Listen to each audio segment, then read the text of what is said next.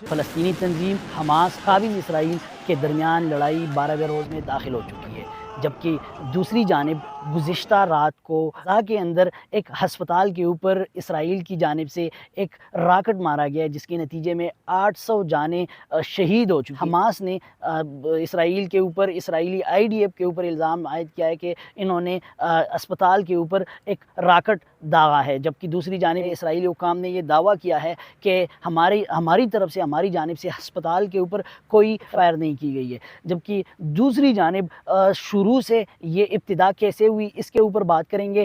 Hamas کی جانب سے اسرائیل کی جو حدود ہے اس کے اندر حماس کے جو اہلکار ہے وہ انٹر ہو گئے، اس کے بعد انہوں نے کارروائی شروع کی۔ کارروائی کے نتیجے میں لگ بھگ 200 سے زیادہ اسرائیلیوں اور امریکنز کو انہوں نے یرغمال بنایا، اور یرغمال بنا کے انہوں نے غزہ میں اپنے جو ٹھکانے ہیں ادھر لے کے گئے۔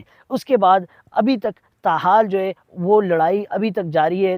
اس واقعے کے بعد امریکہ، برطانیہ اور یورپی ممالک نے اسرائیل کا ساتھ دینے کا اعلان کیا اور ہر قسم امداد دینے کا وعدہ کیا۔ اس کے بعد غزہ کے اوپر اسرائیلیوں کی جانب سے، IDF کی جانب سے ایک قسم کی طوفان طاری کر دی گئی ہے۔ اس وقت جو ہے غزہ کے اندر موت کا رقص ہے، اور منٹوں کے حساب سے اسپتال کے اندر لوگ آ رہے ہیں، اور اس میں زیادہ سے زیادہ لوگ زخمی ہیں۔ اس کے علاوہ 5 لاکھ سے زیادہ غزہ سے لوگ نقل مکانی پر مجبور ہو چکے ہیں۔ غزہ کے اندر جو کیجویلٹیز ہے وہ 4000 سے زیادہ ہو چکی ہے۔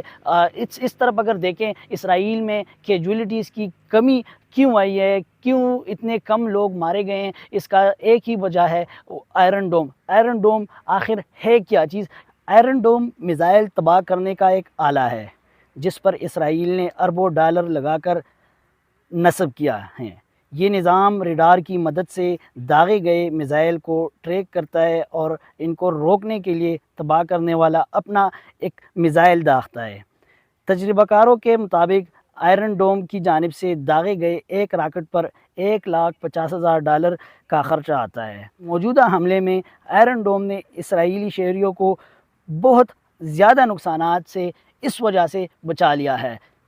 اسرائیل پر حملے کے بعد اب موجودہ جو صورتحال ہے وہ بہت تباہ کن ہے۔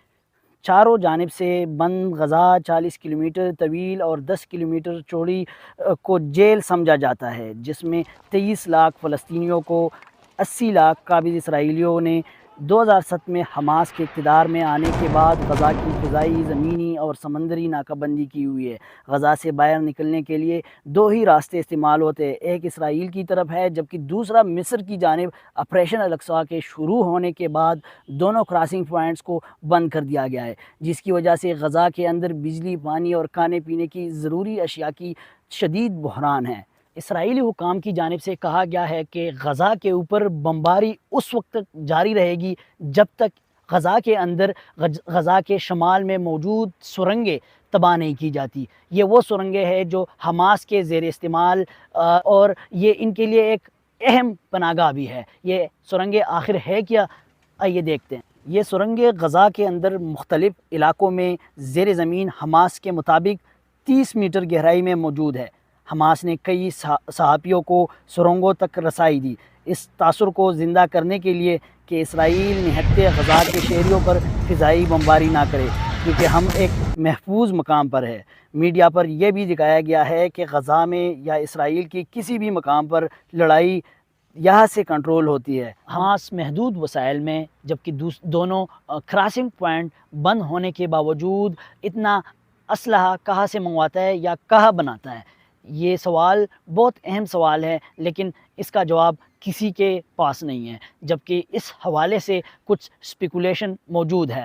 ابتدا میں حماس میں ایرانی راکٹ سوڈان اور مصر کے ذریعے اسمگل کیے جاتے تھے، لیکن سوڈان میں حکومت کی تبدیلی کے بعد اب حماس بیرونی تعاون کے ساتھ زیادہ تر اسلحہ غزہ کی پٹی میں موجود سرنگوں میں بنا رہا ہے۔